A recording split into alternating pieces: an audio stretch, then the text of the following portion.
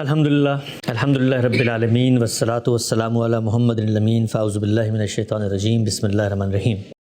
میرے لیے بہت خوشی مسرت کا موقع ہے کہ میں اپنے ملک پاکستان میں آیا ہوا ہوں اور میری ملاقات یہاں کے نوجوانوں سے ہو رہی ہے۔ کہیں بھی جاتا ہوں خواہش ہوتی ہے کہ نوجوانوں کے ساتھ بیٹھا جائے اور ان کے ساتھ تبادلہ خیال ہو، ان کے جو فکری اشکالات ہیں، ان کے اضطرابات ہیں، ان کے ذہن میں کوئی الجھنیں ہیں، ان کو میں سنوں اور ان کی فکر سے استفادہ کروں، ان سے سیکھوں۔ تو میری کوشش ہوگی کہ آج کی جو گفتگو ہے اس میں زیادہ سے زیادہ انٹریکشن ہو، بات چیت ہو، آپ لوگ اپنی رائے کا اظہار کریں اور کوئی تنقید کرنا چاہتے ہیں وہ کریں، اور میں بھی جن چیزوں کے بارے میں مجھے علم ہے وہ میں آپ کی خدمت پر رکھ دوں گا، اور جو چیزیں میرے دائرہ علم سے باہر کی ہیں اس پر میں آپ کو بتا دوں گا کہ علم صرف اس چیز کا نام نہیں ہے کہ ہم کیا جانتے ہیں، بلکہ حقیقی علم اس چیز کا نام ہے کہ ہم یہ جانیں کہ ہم کیا نہیں جانتے۔ جب ہمیں اس چیز کا ادراک ہو جاتا ہے تو اس کے بعد جستجو ہوتی ہے، اس کے بعد تحقیق ہوتی ہے، اس کے بعد ہمیں حقیقی شعور حاصل ہوتا ہے۔ آج جس موضوع کا انہوں نے انتخاب کیا ہے، میں بہت ہی مختصر انداز میں چاہوں گا 15-20 منٹ میں اس میں اپنی گزارشات آپ لوگوں کی خدمت پر رکھ دوں، اور پھر آپ لوگوں کے ذہن میں جو بھی سوالات ہیں، جو بھی اشکالات ہیں وہ آپ رکھیں۔ اس وقت ایک جدید پڑھا لکھا انسان جب مذہب کی طرف جاتا ہے، دین کا مطالعہ کرنا چاہتا ہے، تو جو چیز سب سے بڑی رکاوٹ بنتی ہے وہ مذہبی لوگوں کے اختلافات ہیں۔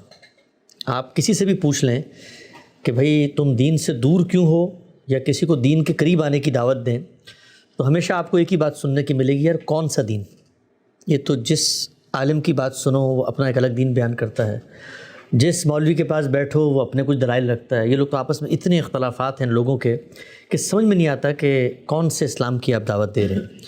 اور انسان کی نفسیات کی یہ کمزوری ہے کہ جہاں پر اس کو کہیں اضطراب محسوس ہوتا ہے، آپ دیکھیے کبھی آپ کو رات کے وقت کہیں سے جانا ہو اور کوئی سنسان سا رستہ ہو اور اس کے مقابلے میں ایک بہت آباد رستہ ہو، تو آپ ہمیشہ آباد رستے کا انتخاب کرتے ہیں، کیونکہ انسان اپنی طبیعت میں خوف محسوس کرتا ہے، خطرہ محسوس کرتا ہے۔ بہت کم لوگ ہوتے ہیں جو حوصلہ مند ہوں۔ تو دیکھنے میں یہ آیا ہے کہ بالعموم متوسط ذہن کے جو لوگ ہوتے ہیں ہماری آپ کی طرح کے، وہ گھبرا جاتے ہیں اور ان کو یہ سمجھ میں نہیں آتا کہ یار دین، اسلام، مذہب اگر اس کے ساتھ جڑیں تو جڑنے کے بعد کیسے فیصلہ کریں گے کہ کس کی بات ٹھیک ہے۔ ہم لوگ تو اپنی زندگی کو ایک ایسی مشکل میں ڈال دیں گے کہ جہاں پر پھر اور کوئی کام نہیں ہو سکتا، پھر یہ مولویوں کے مناظرے سننے پڑیں گے، ان کی لڑائیاں، ان کی فرقہ وارانہ اختلافات، فیصلہ کیسے ہوگا؟ تو آج کی گفتگو میں یہ کوشش کرتا ہوں کہ بہت اختصار اور جامعیت کے ساتھ آپ لوگوں کو یہ بتاؤں کہ جو اسلام ہم اور آپ مانتے ہیں، جانتے ہیں، اس کی جو ڈیفرنٹ انٹرپریٹیشن کے ورژنز نظر آتے ہیں، یہ ورژنز کیوں وجود پذیر ہوئے، ان کے اندر کیا بنیادی اختلاف ہے، اور اس اختلاف کو سلجھانے کا کیا طریقہ ہے۔ دیکھیے، جس وقت اللہ تعالیٰ نے اس دنیا میں دین دینے کا فیصلہ کیا، یہ ہم جانتے ہیں کہ اللہ نے بتایا ہے کہ دنیا میں انسانوں کو بھیجنے سے پہلے ان کی فطرت میں اللہ نے نیکی بدی کا شعور ڈالا تھا، اور وہ یہ کہتے ہیں کہ تم لوگوں کو دنیا میں بھیجنے سے پہلے تمہارے ابو الآبا آدم علیہ السلام کی پشت سے ہم نے تمام انسانوں کی ارواح کو نکالا اور ان سے کچھ مکالمہ کیا۔ وہ جو بھی مکالمہ تھا اس کی میموری کہا جاتا ہے کہ ہمارے حافظے سے محو کر دی گئی ہے، حذف کر دی گئی ہے، لیکن جو کانٹینٹ ہے اس کا، جو اللہ اور ہمارے درمیان مکالمہ ہوا تھا، وہ اللہ تعالیٰ کہتے ہیں کہ میں تمہیں بتا دیتا ہوں کہ وہ کیا ہے۔ اس کانٹینٹ کا اپنے اوپر، اپنی فطرت کے اوپر غور کر کے جائزہ لو کہ کیا تمہارا اندرون، تمہارا داخل، تمہارا باطن، تمہاری عقل، تمہاری خرد، تمہارا شعور اس کو قبول کرتا ہے کہ نہیں کرتا۔ وہ کانٹینٹ یہ تھا کہ تم ایک مخلوق ہو اور تمہارا ایک خالق ہے، اور ایک ہی خالق ہے جس نے تمہیں بنایا ہے اور تمہیں دنیا میں بھیج رہا ہے۔ اللہ تعالیٰ یہ کہتے ہیں کہ یہ شعور دے کے میں نے تمہیں دنیا میں بھیجا۔ جب میں نے تمہیں دنیا میں بھیجا تو جس شخص کا میں نے انتخاب کیا، پہلے شخص کا بھیجنے کا، اسی کو میں نے اپنا پیغمبر بھی بنا دیا، اور پیغمبر بنا کر اس کو یاد دہانی، لوگوں میں تذکیر، انذار، اپنی نسل کو اللہ کی طرف بلانا، اس سب کا پابند کیا۔ ہم یہ جانتے ہیں کہ آدم علیہ السلام سے اللہ کی اس منشا، اللہ کی یہ خواہش، اللہ کا یہ لائے عمل نسلوں میں منتقل ہونا شروع ہو گیا۔ اس لحاظ سے مذہب اسلام کا آغاز آدم علیہ السلام سے ہوتا ہے۔ آدم علیہ السلام اس دین کے پہلے پیغمبر بھی ہیں، پہلے دائی بھی ہیں، پہلے عالم بھی ہیں۔ یہ سلسلہ چلتا رہا یہاں تک کہ اللہ تعالیٰ کہتے ہیں کہ لوگوں نے خود میری ہدایت کو سمجھنے میں اختلافات کرنے شروع کر دیے۔ یہ اختلاف کیوں ہوتے ہیں؟ اس لیے کہ انسان ہے، انسان کو اللہ نے ارادے، عقل، اختیار دیا ہے، وہ چیزوں پر غور کرتا ہے تو ڈفرینٹ پرسیپشنز بنتی ہیں، ان پرسیپشنز کے نتیجے میں وہ اپنی اپنی انٹرپریٹیشن کرتا ہے، اختلاف ہونا شروع ہو گیا۔ اللہ تعالیٰ کہتے ہیں کان الناس امۃ واحدہ، ہر طبقہ جو تھا انسانیت کا وہ ایک ہی طرح سے پہلے سوچتا تھا ابتدا، پھر اس کے بعد ان میں اختلاف ہوا۔ جب اختلاف ہوا تو اللہ کہتا ہے کہ میں نے پیغمبر بھیجے، فَبَعَثَ اللَّهُ النَّبِيِّينَ مُبَشِّرِينَ وَمُنذِرِينَ، پیغمبر بھیجے، اور پیغمبروں کے ساتھ وَأَنزَلَ مَعَهُمُ الْكِتَابَ، ان کے ساتھ ایک کتاب نازل کی۔ کیوں نازل کی؟ لِيَحْكُمَ بَيْنَ النَّاسِ فِيمَا اخْتَلَفُوا فِيهِ، تاکہ جو اختلافات ہو رہے ہیں تمہارے درمیان اس میں وہ فیصلہ کر دے۔ تو جتنے پیغمبر آئے وہ کتاب لے کر آئے، یہ پہلے سے کتاب موجود تھی، اس کی یاد دہانی کروانے کے لیے آئے۔ اسلام کے آخری پیغمبر ہے محمد رسول اللہ صلی اللہ علیہ وسلم۔ رسول اللہ صلی اللہ علیہ وسلم نے اللہ کی اسی ہدایت کو آنے والی نسلوں تک کے لیے منتقل کر دیا۔ جن ذرائع کے ذریعے اللہ کی ہدایت ہم تک پہنچی وہ دو ہیں، ایک ہے قرآن مجید اور دوسرا ہے انبیاء کا وہ ٹریڈیشن، وہ پریکٹیکل پریکٹسز جن کو قرآن مجید انڈورس کرتا ہے، جن کی بارے میں قرآن مجید رہنمائی کرتا ہے، اور جو تمام مسلمان پہلے سے بھی جانتے ہیں، اور ان کے اندر اگر کوئی تبدیلی ترمیم ہوئی ہے تو اس تبدیلی ترمیم کو، تجدید کو پیغمبر کر کے آگے جاری فرما۔ اس کو سنت کہا جاتا ہے۔ مثال کے طور پہ نماز ہے، نماز تمام انبیاء پڑھتے چلے آئے، روزہ تمام انبیاء رکھتے چلے آئے، زکوٰۃ تمام انبیاء دیتے چلے آئے۔ خود قرآن مجید بتاتا ہے تم پہ روزے فرض کیے گئے جیسے کہ تم سے پہلے والوں پہ فرض کیے گئے تھے۔ قرآن مجید بتاتا ہے حرم کے اندر وہ منکرین وہ نمازیں پڑھتے تھے، ویل للمصلین، کہا بربادی ہے حرم کے پروہت ان نمازیوں کے لیے۔ تو گویا رسول اللہ سے پہلے بھی نمازیں پڑھی جا رہی تھیں، حج کیا جا رہا تھا، خود رسول اللہ صلی اللہ علیہ وسلم نے نبوت سے پہلے حج کیا ہے۔ تو یہ تمام پریکٹسز جاری تھی۔ کیوں جاری تھی؟ اس لیے کہ اسلام کی روایت جاری تھی۔ ان میں انحراف کیا لوگوں نے، بدعات پیدا کی، اختلافات کیے، تو رسول اللہ صلی اللہ علیہ وسلم تشریف لائے۔ جب آپ تشریف لے آئے تو آپ نے آنے کے بعد دو چیزیں اللہ کی ہدایت کے مجموعے کے طور پہ آگے منتقل کی، نماز پڑھ کے دکھائی اور اللہ کی ہدایت قرآن مجید میں ثبت کر کے اگلی نسلوں کو منتقل کر دی۔ اب یہ دو دین کے سورسز ہیں، اور ان سورسز سے باہر کوئی دین نہیں پایا جاتا۔ یعنی کوئی شخص اگر آگے بڑھ کے آپ سے کہے کہ میں آپ کو دین اسلام کی دعوت دیتا ہوں اور اس کی دعوت ان سورسز سے باہر ہو، تو اس کا مطلب یہ ہے کہ وہ دین کی دعوت نہیں دے رہا آپ کو۔ اس کا کوئی اپنا فلسفہ ہے، اپنی فکر ہے، اپنی میتھولوجی ہے، اپنی ہسٹری ہے۔ دین کی جب بھی بات ہوگی تو دین کا واحد ریفرنس اس زمین پہ وہ پیغمبر کی ذات ہے، جس کو ہم کہتے ہیں تنہا ماخذ۔ ماخذ کا مطلب ہوتا ہے وہ جگہ جہاں سے کوئی حقیقت اخذ کی جاتی ہے۔ تو زمین کے اوپر ایک شخص کھڑے ہو کے دعویٰ کرتا ہے کہ میں خدا کا فرستادہ ہوں، منتخب ہوں، چنیدہ ہوں، مجھے اللہ نے بھیجا ہے، میرے پاس ہدایت ہے۔ یہ جو ہدایت پیغمبر لے کر آئے قرآن و سنت کی صورت میں، اس ہدایت کو انہوں نے لوگوں میں منتقل کیا۔ آپ صلی اللہ علیہ وسلم کے بارے میں ہم جانتے ہیں کہ آپ پر لوگوں کی ایک جماعت ایمان لے کر آئی تھی، صحابہ کرام کی وہ جماعت تھی، اس میں بے شمار لوگ تھے۔ انہوں نے نہ صرف یہ کہ جو کچھ رسول اللہ صلی اللہ علیہ وسلم کو دیا تھا اس کو محفوظ کیا اور آگے پہنچایا۔ ہم یہ جانتے ہیں کہ پچھلے انبیاء کے معاملے میں بہت ساری جگہوں پہ یہ نہیں ہو سکا، اس لیے کہ ان کو وہ جماعت میسر نہیں آ سکی، اتنے افراد نہیں تھے کہ وہ ان تمام چیزوں کو لکھتے، کنسنسس کے ساتھ آگے منتقل کرتے۔ لیکن اللہ کا فضل، اللہ کا کرم، اللہ کی حکمت بالغہ کہ ختم نبوت ہونا تھا، جو کام پیغمبر کرتا ہے وہ کام پیغمبر کے رخصت ہونے کے بعد اب دین کے سورسز نے کرنا ہے، تو وہ سورسز محفوظ ہو گئے، وہ آج بھی محفوظ ہیں۔ ان سورسز کے اوپر کوئی شخص علم کی دنیا میں کوئی ایک سوال بھی نہیں اٹھا سکتا، اس لیے کہ وہ سورسز علم کے اس ذریعے سے ہمارے پاس آئے ہیں جس کی ٹرانسفارمیشن قطعی ہے، جس کے اندر کوئی ڈاؤٹ نہیں ہے۔ یہ بالکل ایسی جیسے اسٹیبلش ہسٹوریکل فیکٹ منتقل ہوتا ہے، اتنی بڑی تعداد ہے افراد کی ان سورسز کو منتقل کرنے والی کہ جن کا جھوٹ پر جمع ہونا عقلاً محال ہے۔ ناممکن ہے کہ ایک ارب لوگ کہیں پر جمع ہوں مسلمان اور فیصلہ کریں کہ آج سے ہم جھوٹ بولیں گے، یہ جو قرآن مجید ہے اس کے اندر 5 صورتوں کا اضافہ کر دیتے ہیں۔ آپ نے دیکھا ہوگا، آپ مسجد میں جائیں کبھی، کوئی قاری صاحب ظہر کے نماز میں 1 رکعت اضافی پڑھا دیں تو کیا ہوتا ہے ان کے ساتھ؟ لوگ پیچھے سے کھڑے ہو کے کہتے ہیں کہ آپ نے غلطی کی ہے، اس لیے کہ وہ جو حقیقت ہے وہ اس درجے میں پوری ملت میں رائج ہے۔ یہ دین کے سورسز ہیں، دین کی جتنی عملی اور پریکٹیکل ضروریات ہیں وہ سب سنت سے منتقل ہوئی ہیں، اس میں فہم کا کوئی دخل ہی نہیں ہے۔ نماز کیسے پڑھنی ہے، آپ نے کبھی بچپن میں کتاب کھول کے نماز نہیں سیکھی ہوگی۔ آپ کے والد صاحب آپ کو مسجد میں لے آئیں گے، آپ دیکھیں گے علماء نماز پڑھ رہے ہیں، لاکھوں کروڑوں لوگ نماز پڑھ رہے ہیں، آپ سیکھ لیں گے۔ تو پریکٹیکل تقاضے جتنے تھے وہ تو سب کے سب سنت سے آئے ہیں اور آپ ان پر عمل درآمد کرتے ہیں، اس میں اختلاف کا کوئی سوال نہیں ہے۔ جو اختلاف آپ کو نظر آتے ہیں عام طور پہ نماز پڑھنے میں بھی اختلاف نظر آتے ہیں، کوئی ہاتھ کھول کے پڑھتا ہے، کوئی باندھ کے پڑھتا ہے، تو یہ جزوی اختلافات ہیں اور اس کو اختلاف کہنا بھی نہیں چاہیے۔ یہ ان معاملات میں لوگوں کے مختلف رویے سامنے آتے ہیں جن کے اندر خود پیغمبر نے اختیار دیا ہوا ہے، یعنی پیغمبر نے یہ اپرچونٹی دی ہوئی ہے کہ آپ کھول کے پڑھنا چاہتے ہیں کھول کے پڑھ لیں، باندھ کے پڑھنا چاہتے ہیں باندھ کے پڑھ لیں، لیکن یہ کہیں دنیا میں نہیں ملے گا کہ کوئی شخص اٹھ کے کہے جی ہمارے یہاں تو 6 نمازیں ہوتی ہیں، یا میں تو 3 سجدے کروں گا، یا وضو میرے نزدیک کوئی شرط نہیں ہے۔ یہ بنیاد ہے۔ تو یہ دین کا جو حصہ ہے، اس میں فہم کا دخل ہی نہیں ہوتا، یہ کنسنسس سے ایک واقعہ، ایک پریکٹس، ایک ریچول آگے منتقل ہوتی چلی جاتی ہے۔ دین کا جو بنیادی سورس ہے، پہلا سورس، وہ ہے قرآن مجید۔ قرآن مجید کے بارے میں یہ بات آپ کے ذہن میں رہے کہ وہ کوئی عملی پریکٹس نہیں ہے، وہ ایک ٹیکسٹ کی صورت میں، کتاب کی صورت میں ہمیں دیا گیا ہے۔ جب بھی کوئی ٹیکسٹ دنیا میں آتا ہے تو اس ٹیکسٹ کو ہیومن انٹرپریٹیشن کی ضرورت ہوتی ہے، اس لیے کہ اس ٹیکسٹ کو میں نے پڑھنا ہے۔ قرآن مجید نے بتایا نا کہ یہ عربی زبان میں ہے۔ کیوں ہے عربی زبان میں؟ اگر قیامت تک کے لیے ہے قرآن مجید، اس لیے عربی زبان میں ہے کہ اس کے جو مخاطبین تھے، جن سے وہ بات کر رہا تھا، وہ عربی جانتے تھے۔ تو اس کا مطلب یہ ہے کہ قرآن کی پوری اورینٹیشن انسانوں کے لحاظ سے ہے، وہ آیا بھی اس زبان میں جو اس کے سامنے مخاطبین جانتے ہیں۔ جب اس کی اورینٹیشن انسانوں کے لحاظ سے ہے تو اب انسانوں کا فہم ہے، جس کے اندر غلطی بھی ہوگی، جس کے اندر اختلاف بھی ہوگا، جس کے اندر آپ کو متنوع خیالات بھی سامنے آئیں گے، اس کا متکلم یا جس نے دین دیا ہے اس کے ہاں اختلاف سے کوئی تعلق نہیں۔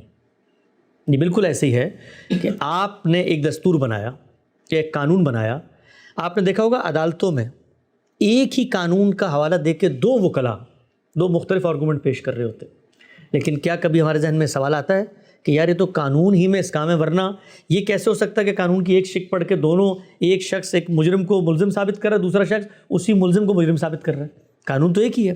ہمارے ذہن میں کبھی یہ سوال پیدا نہیں ہوتا۔ کیوں نہیں ہوتا؟ اس لیے نہیں ہوتا کہ وہاں پر ہم ہیومن انٹرپریٹیشن کو کبھی بھی اگنور نہیں کرتے۔ ہم یہ کہتے ہیں کہ لا لکھا ہوا موجود ہے، یہ ہیومن انٹرپریٹیشن ہے۔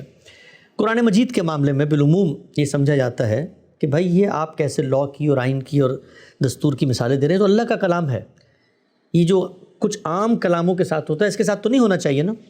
تو یہ ایک بہت بڑی غلط فہمی ہے۔ جو کچھ دنیا کے ہر کلام کے ساتھ ہوتا ہے وہی قرآن مجید کے ساتھ بھی ہوتا ہے۔ کیوں ہوتا ہے؟ اس لیے قرآن بھی ایک زبان میں ہے۔ زبان 3 چیزوں پہ مشتمل ہوتی ہے، ایک لفظ پہ۔ دنیا کی ہر زبان میں الفاظ ہوتے ہیں، وہ الفاظ ایک سینٹنس کے اسٹرکچر کے اندر آ کے اپنی ایک پوزیشن واضح کرتے ہیں، وہ سبجیکٹ بن رہا ہے، وہ آبجیکٹ بن رہا ہے، وہ مبتدا ہے، وہ خبر ہے، تو سینٹنس اسٹرکچر میٹر کرتا ہے۔ اور تیسری چیز زبان میں کیا ہوتی ہے؟ وہ ہے کانٹیکسٹ، سیاق سباق، پہلے کیا جملہ ہے، بعد میں کیا جملہ ہے۔ تو زبان کو جب سمجھا جاتا ہے تو اس سے ہیومن انٹرپریٹیشنز ڈیولپ ہوتی ہیں۔ کیسے ہوتی ہیں؟ ایک سادہ سی مثال دیتا ہوں۔ ایک لفظ آیا ہے قرآن مجید میں، دنیا میں بہت سارے ایسے الفاظ ہوتے ہیں جس کے 2 معنی ہوتے ہیں، 3 معنی ہوتے ہیں۔ مثال طور پہ عین کا لفظ ہے، چشمے کے معنی میں بھی آتا ہے، آنکھ کے معنی میں بھی آتا ہے۔ اب کیسے طے ہوگا کہ اس کلام کے اندر یہ کس معنی میں آیا ہے؟ تو ہمیشہ آپ یہ دیکھیں گے کانٹیکسٹ کیا ہے۔ کبھی کبھی جملہ خود بتا دیتا ہے، کبھی کبھی آپ کو پیچھے جانا پڑتا ہے۔ تو یہ ہوتا ہے کہ انسان جب کلام پر غور کریں تو ڈفرینٹ انٹرپریٹیشن اس سے اخذ کر لیتے ہیں۔ ہمارے ہاں انسانوں نے جس وقت اللہ کے کلام کو پڑھا تو پڑھنے کے بعد اس کلام کو سمجھنے کے کچھ علوم ڈیولپ کیے۔ مثال کے طور پہ لفظ کیا ہوتا ہے، لفظ کیسے منتقل ہوتا ہے، لفظ کے اندر کیا شیڈز ہوتے ہیں، اس پس منظر میں اصول فقہ مرتب ہوئے۔ اسی طریقے سے الفاظ جملے میں آتے ہیں تو وہ کس درجے کا تقاضا آپ سے کر رہے ہیں۔ مثلا یہ دلالت کس نوعیت کی ہے، علم کی اصطلاح میں کہا جاتا ہے اس کو دلالت کس نوعیت کی ہے۔ یہ علوم ڈیولپ ہونا شروع ہوئے۔ کچھ لوگوں نے ان ٹیکسٹ کو لے کر یہ جاننے کی کوشش کی کہ اس کا ہماری عملی زندگی سے کیا مطالبات اور ریلیونس ہیں، یہ فرض ہے، یہ واجب ہے۔ اس سے فقہ کا علم ڈیولپ ہوا۔ یہ تمام علوم فطری طور پر ڈیولپ ہوتے ہیں، پہلے بھی ہوئے ہیں، آج بھی ان پہ کام ہو رہا ہے، آگے بھی جاری رہیں گے۔ لیکن اس کے ساتھ ساتھ جو لوگ یہ علم ڈیولپ کر رہے تھے، چاہے وہ اصول کا علم ہو، تفسیر کا علم ہو، حدیث کا علم ہو، فقہ کا علم ہو، وہ پورے کے پورے دین کے بارے میں، پورے کے پورے قرآن مجید کے بارے میں اس کو پڑھنے کے بعد ایک ورلڈ ویو ڈیولپ کرتے ہیں۔ جو تصور وہ ڈیولپ کرتے ہیں، یہ تو ہیں جزیات، ایک آیت کا مفہوم کیا ہے ان کے نزدیک، اس میں مطالبہ کیا سامنے آ رہا ہے، اس کی مجھ سے ریلیونس کیا ہے۔ ایک یہ ہے کہ آپ پوری کتاب کو پڑھیں اور پڑھنے کے بعد ایک تصور اپنے ذہن میں لے کر آئیں کہ یار یہ پوری کتاب مجھ سے چاہتی کیا ہے، تو اس سے تعبیر دین وجود میں آتی ہے۔ تعبیر دین کا مطلب یہ ہوتا ہے کہ دین کا مجموعی فریم ورک کیا ہے، کیا چاہتا ہے۔ میں آپ کو ایک مثال دیتا ہوں، مثلا ایک پوری کی پوری ہمارے انٹرپریٹیشن موجود ہے، وہ پورے دین کا مطالعہ کرنے کے بعد اس نتیجے تک پہنچی کہ دین کا جو مقصد ہے وہ حکومت کی سطح پہ، ریاست کی سطح پہ مذہب کو نافذ کرنا ہے۔ اس کو فریضہ اقامت دین سے بیان کیا جاتا ہے۔ ایک اور نقطہ نظر ہے، وہ یہ کہتے ہیں پورے کے پورے دین کا جو مقصد ہے وہ اصل میں تزکیہ نفس ہے، اپنی پیورٹی ہے۔ یہ ایک اور تعبیر دین ہے۔ تو تعبیر دین وجود پذیر ہونا شروع ہو جاتی ہیں دنیا بھر میں۔ یہ جتنی تعبیرات آپ کو نظر آتی ہیں، ان کے پس منظر میں میتھڈالوجی کیا ہے، کیا وہ سررشتہ ہے، کیا وہ بنیاد ہے جس کی وجہ سے ان کی یہ انڈرسٹینڈنگ ڈیولپ ہوتی ہے۔ تو آج کی گفتگو میں جو اب شروع ہونے والی ہے، اس میں یہ بتاؤں گا کہ وہ 3 میتھڈالوجیز کیا ہیں جس کی وجہ سے مختلف تعبیرات وجود پذیر ہوتی ہیں، اور جتنے اختلافات آپ کو نظر آتے ہیں پوری دنیا میں، وہ اصل میں ان 3 میتھڈالوجیز میں جس میتھڈ کو انہوں نے اپنایا ہے حق کو پرسیو کرنے کا، اس کی وجہ سے ہوتے ہیں۔ تو اگر آپ کا اس میتھڈالوجی پر اعتماد نہیں ہے تو جو چیزیں اس میتھڈالوجی کے نتیجے میں پیدا ہو رہی ہے اختلافات کی صورت میں، وہ آپ سے آپ کے نہیں آئیں گی۔ اس لیے کہ اگر آپ نے ایک چیز کو اصول میں نہیں مانا تو جو اصول کے اطلاقات ہیں، جو اپلیکیشن ہے، وہ ختم ہوتی چلی جائیں گی۔ تو گویا جتنے اختلافات آپ کے سامنے آئیں گے آج کے بعد، آپ نے سب سے پہلے دیکھنا ہوگا کہ جو شخص یہ رائے پیش کر رہا ہے اس شخص کی میتھڈالوجی کیا ہے، کیسے وہ اخذ کر رہا ہے۔ اور اگر آپ کو اس میتھڈالوجی پر اعتماد نہیں ہوگا تو آپ اس کو ریفیوٹ کریں گے، آپ کہیں گے کہ جتنے اختلافات ہیں یہ میرے یہاں پیدا نہیں ہوتے، اس لیے کہ میں اس میتھڈ ہی کو نہیں مانتا۔ تو 3 میتھڈالوجیز ہیں آج تک پوری امت مسلمہ کے اندر۔ سادگی سے میں بتاتا ہوں۔ پہلی میتھڈالوجی ہے، اس کو کہا جاتا ہے سلفی تعبیر دین یا سلفی منہاج۔ یہ جو سلفی منہاج ہے یہ کیا کرتا ہے کہ دین کے جو سورسز ہمارے پاس آئے ہیں، وہ سورسز کیا تھے؟ قرآن اور سنت۔ جو شخصیت یہ سورسز لے کر آئی ہے، اس شخصیت کی اپنی بھی ایک ہسٹوریکل سگنیفیکنس ہے۔ مثال کے طور پہ رسول اللہ صلی اللہ علیہ وسلم دین لے کر آئے۔ اب رسول اللہ صلی اللہ علیہ وسلم جب دین لے کر آئے تو ظاہری بات ہے آپ ایک انسان تھے، آپ نے قرآن پڑھ کے سنایا، لوگوں نے آپ سے سوالات کیے۔ قرآن کے اندر اگر کوئی پرنسپل بیان ہوا تھا تو رسول اللہ صلی اللہ علیہ وسلم نے نئی مماثل صورت پہ اس کا اطلاق کیا۔ رسالت مآب صلی اللہ علیہ وسلم دین کے سب سے بڑے عالم تھے، دین کے تمام معارف سے واقف تھے۔ آپ کو زندگی میں کوئی مشکل پیش آئی تو آپ نے اجتہاد کیا۔ تو اللہ کے پیغمبر کے علم اور عمل کی روایت، آپ کی سیرت و سوانح، آپ کا اسوہ حسنہ، آپ کی تفہیم و تبیین، آپ کی شرح و وضاحت، آپ کے اجتہادات، یہ سب کے سب بھی ہسٹری میں نقل ہوئے ہیں۔ سورسز کو الگ رکھیے گا، ہسٹری کو الگ رکھیے گا۔ تو یہ آپ کی اپنی بھی ہے اور آپ کے صحابہ کی ہے، ہسٹری لوگوں نے بیان کی ہے۔ جس وقت اتنی بڑی شخصیت کی زندگی کی تاریخ ہمارے سامنے آتی ہے تو ہر آدمی کے دل میں خواہش پیدا ہوتی ہے کہ ہم جانیں کہ وہ شخص جو دین لے کر آیا ہے اس نے خود دین کی باتوں کو کیسے سمجھا ہے۔ تو بہت فطری تقاضا پیدا ہوتا ہے، ہر آدمی دین کے سورسز کے ساتھ اس ہسٹری کو بھی دیکھے گا۔ تو یہ جو پہلا منہاج یا پہلی میتھڈالوجی ہے، یہ کہتی ہے کہ جس وقت ہم دین کو سمجھیں گے جو سورسز میں بیان ہوا ہے، اس میں اگر کہیں اختلاف پیدا ہوتا ہے، کوئی پرابلم پیدا ہوتی ہے، آپ کوئی مختلف بات کرتے ہیں، تو فیصلہ کن اتھارٹی کس چیز کو حاصل ہوگی؟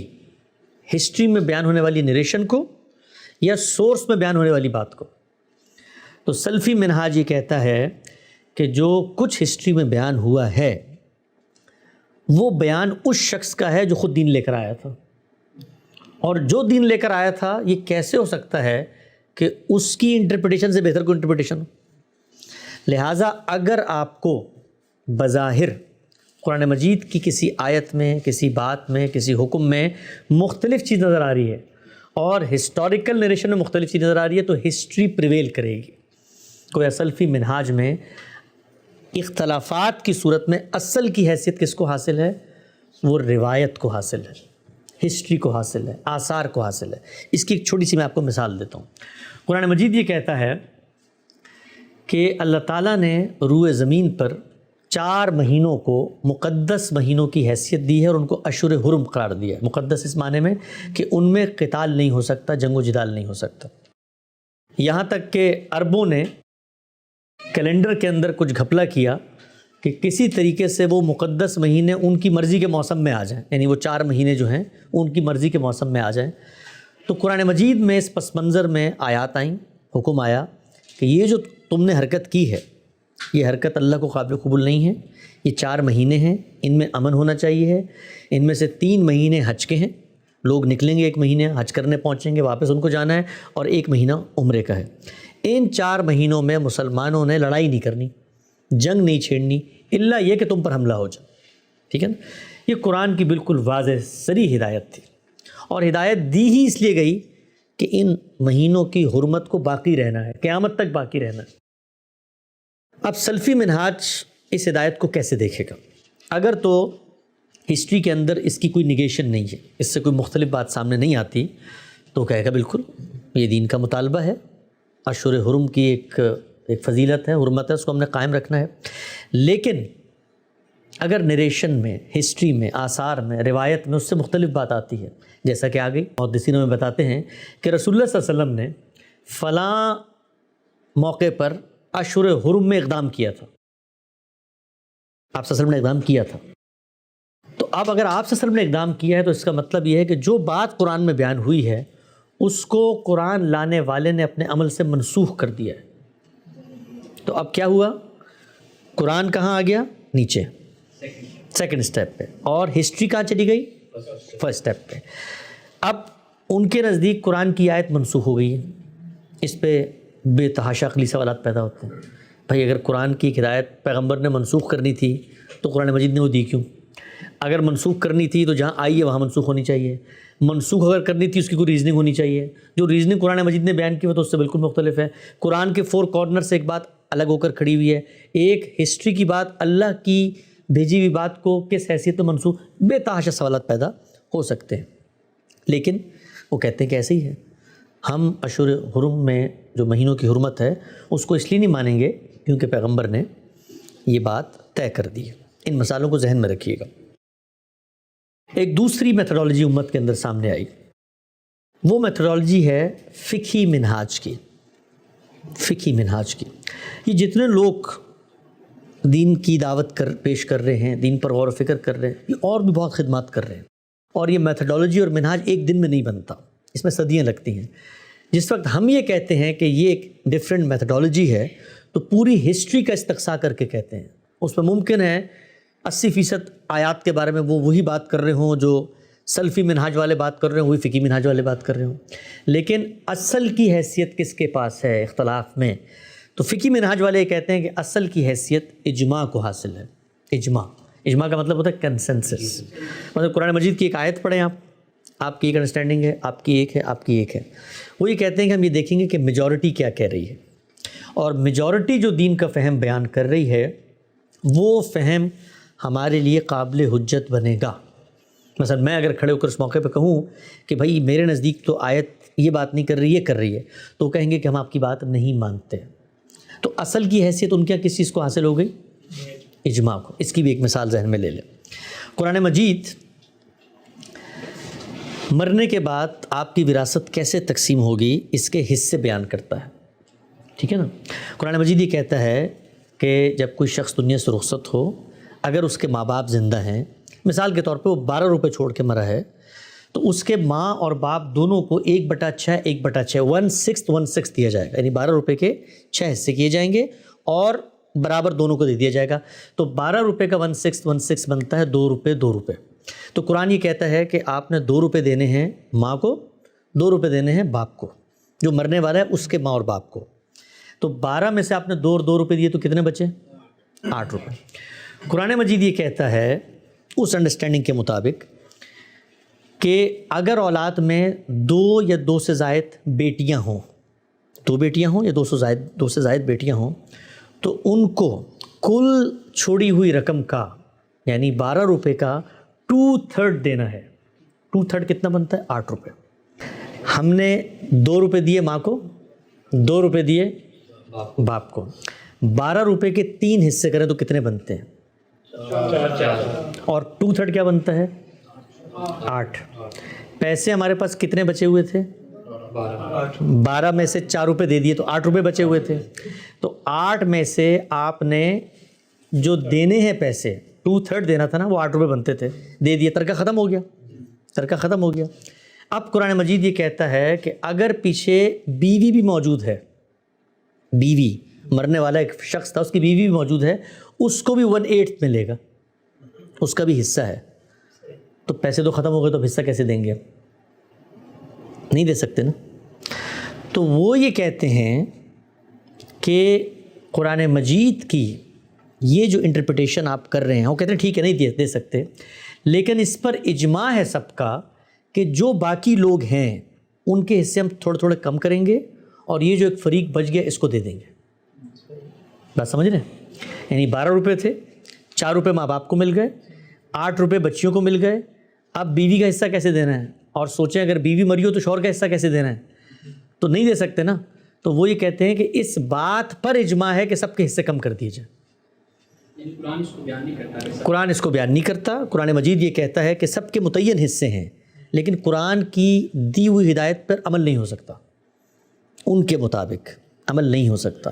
ایک انٹرپریٹیشن ہے ان کی, لیکن اس انٹرپریٹیشن کو حل کرنے کے لیے جو ٹول وہ لے کر آتے ہیں, وہ ٹول یہ ہے کہ سب کے حصے کم کر دو, اور کم کرنے کے بعد جو رقم تھوڑی بچ جائے وہ اس خاتون کو دے دو, اس کی بھی جو متعین رقم ہے اس سے کم ہی اس کو ملے گی. تو لوگ اس پہ پوچھتے ہیں کہ آپ نے کیسے کیا؟ یہ کام تو غلط ہو گیا, اس لیے کہ قرآن نے تو اس کو کہا تھا 2 روپے دو, تو اس کے کم کرو گے تو کم ہو جائیں گے, اس کو کہا 8 دو, کم کرو گے تو کم ہو جائیں گے. وہ کہتے ہیں ہم نے اجماع سے کیا, اس لیے کہ امت کا کنسنسس ہے اس کے اوپر. بات سمجھ میں آ رہی ہے آپ کو؟ سمجھ میں تو نہیں آ رہی, لیکن ہمیں بھی نہیں آ رہی تھی, لیکن اجماع ہے اس کے اوپر. یہ گروپ یہ کہتا ہے کہ بات سمجھ میں نہ آئے تب بھی اجماع ہے, تم نے اس کو ماننا ہے. ڈیموکریٹک کنسنسس کہہ سکتے ہیں اجماع؟ نہیں, یہ کنسنسس اہل علم کا ہوگا, یہ علماء کا کنسنسس ہوگا, یہ ایکیڈمکس کا کنسنسس ہوگا, راسخ العقیدہ علماء کا.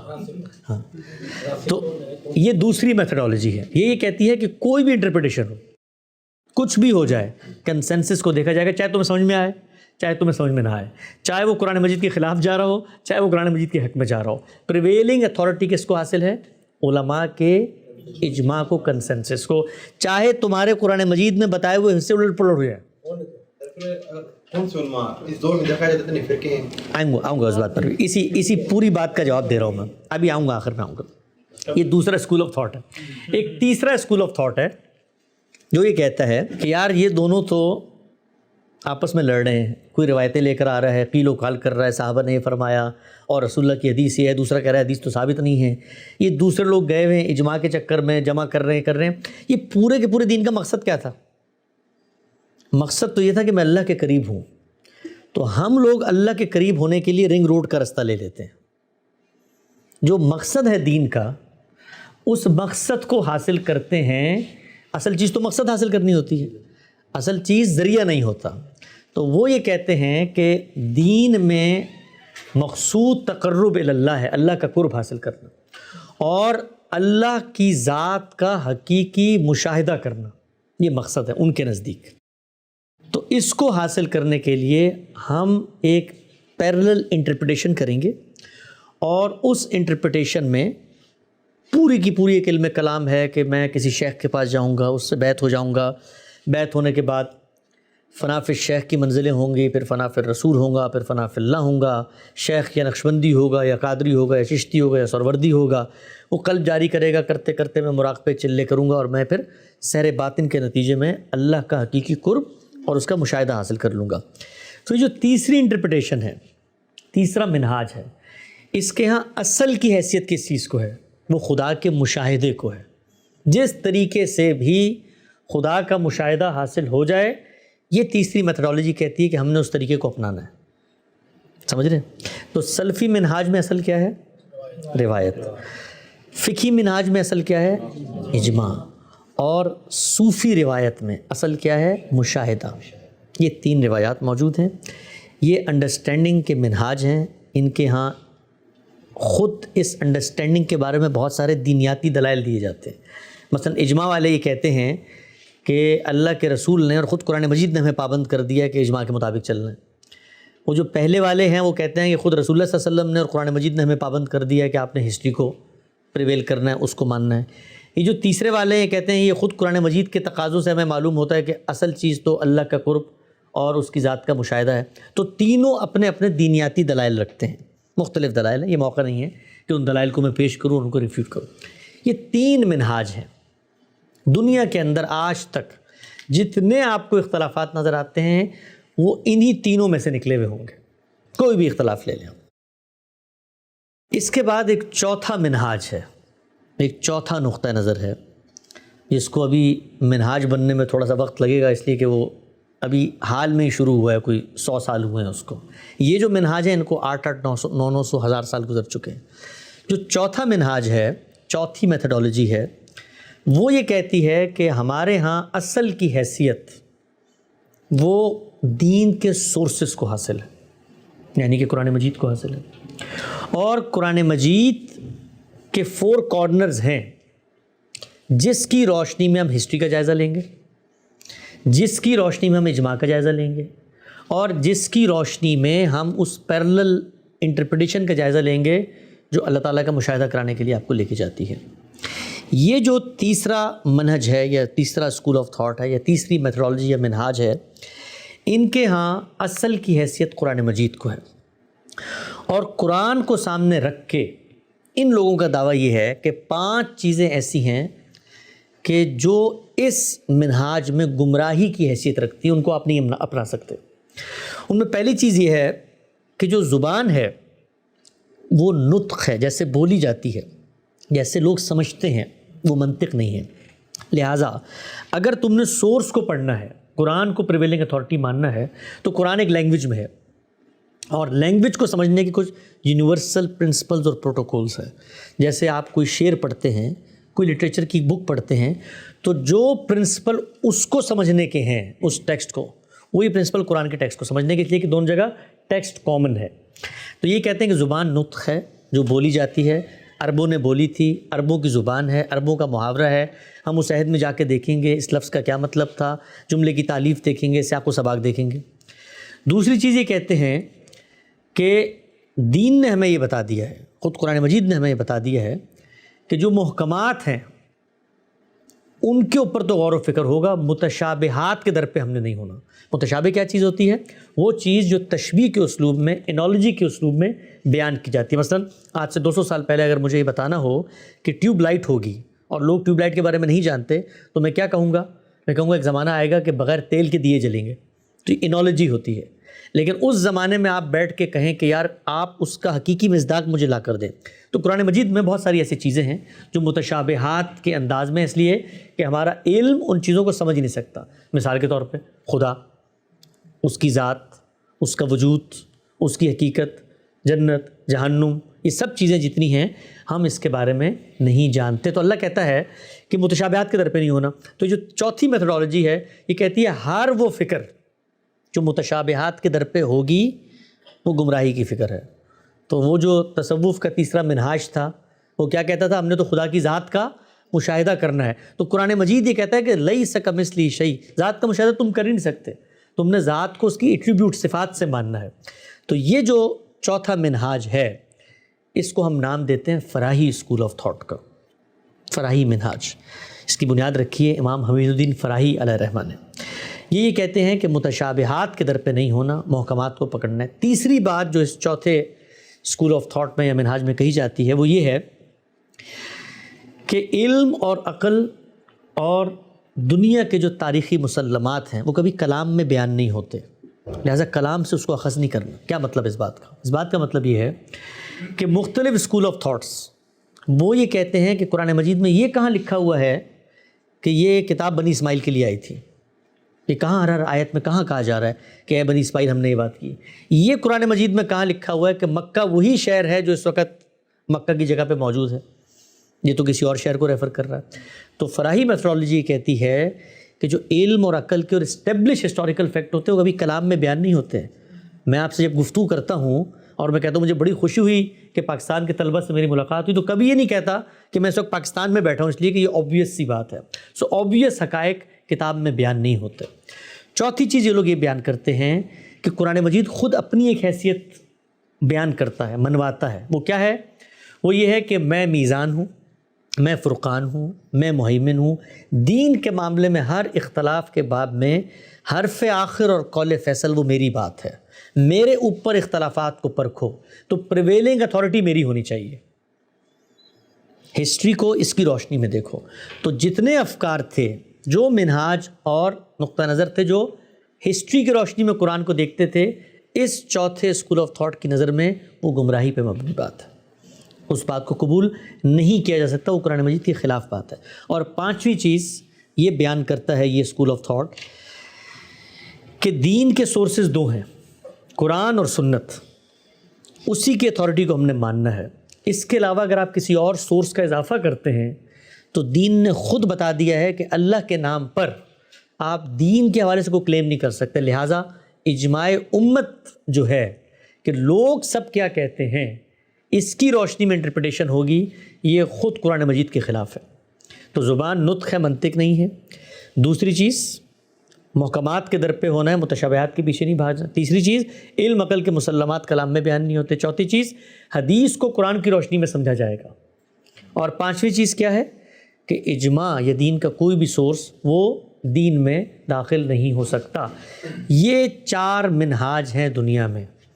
ہر دین کی رائے ان میتھڈالوجیز پر مبنی ہے. اب آپ کے سامنے کوئی شخص آتا ہے اور وہ کہتا ہے پیغمبر تو حاضر و ناظر تھے اور وہ غیب کا علم جانتے تھے، تو آپ سب سے پہلے اس سے پوچھیں گے آپ کو یہ بات کیسے معلوم ہوئی؟ تو وہ کہے گا کہ مجھے تو اعلیٰ حضرت نے اپنی کتاب میں لکھ کے بتایا ہے. تو اب اعلیٰ حضرت کی جو میتھڈالوجی ہے اس کو آپ دیکھیں گے وہ کیا ہے. یا وہ سلفی میتھڈالوجی ہوگی، یا فقہی میتھڈالوجی ہوگی، یا صوفی میتھڈالوجی ہوگی. اور پھر آپ نے یہ دیکھنا ہے کہ یہ 5 چیزیں جو میں نے بتائیں ان کے بارے میں ان کا کیا رویہ ہے. اگر وہ ان 5 چیزوں کو، جو تینوں منہاج ہیں شروع کے، ان میں یہ 5 چیزیں پائی جاتی ہیں، اگر یہ 5 چیزیں پائی جاتی ہیں تو اس کا مطلب یہ ہے کہ آپ ان کے پرنسپل سے اتفاق نہیں کرتے. اور اگر آپ پرنسپل سے اتفاق نہیں کرتے تو آپ نتیجے سے بھی اتفاق نہیں کرتے. اب ہمارے نقطہ نظر سے جو پہلی مثال میں نے آپ کو بتائی تھی سلفی منہاج کی کہ جی قرآن نے کہا اشہر حرم کے بارے میں، تو فراہی اسکول آف تھاٹ کے پاس آپ آئیں گے تو کیا ہوگا؟ تو ہم سب سے پہلے کہیں گے کہ قرآن نے جو بات کہی ہے وہ حتمی ہے، اس میں کوئی تغیر، کوئی تبدل، کوئی تنسیخ نہیں ہو سکتی. روایت میں جو بات کہی گئی ہے اب ہم اس پہ غور کریں گے کہ یہ کیوں قرآن سے کانٹرڈکٹ کر رہی ہے. اور جب ہم اس پہ غور کرتے ہیں تو معلوم یہ ہوتا ہے کہ وہ کانٹرڈکٹ کر ہی نہیں رہی. اس لیے کہ رسول اللہ صلی اللہ علیہ وسلم نے جو اقدام کیا تھا وہ اصل میں پہلے سے شروع ہونے والی ایک جنگ کی ایکسٹینشن تھی.